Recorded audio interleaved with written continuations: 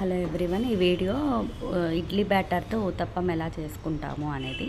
So అందులోకి కొంచెం ఇడ్లీ పిండి అనేది పక్కకి వేరే గిన్నెలో కొంచెం తీసుకొని అందులోకి క్యారెట్ తురుము, ఒక ఉల్లిగడ్డ, కొంచెం అల్లము, కొత్తిమీర, పచ్చిమిర్చి వేసుకొని మొత్తం కలుపుకోవాలి. అందులో కొంచెం పిండి అనేది కొంచెం తేలిగ్గా రావాలన్నమాట, అంటే కొంచెం నీళ్ళగా రావాలి.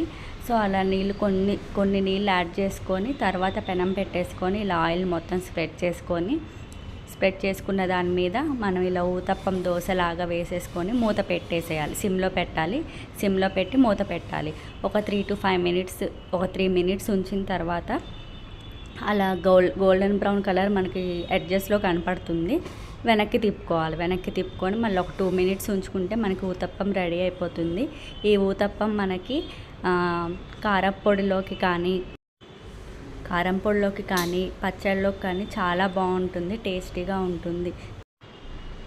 ఉంటుంది. చాలా ఈజీ ప్రాసెస్. సో ఈ వీడియో కానీ నచ్చినట్లయితే like, share and subscribe to my channel. Thank you so much for watching.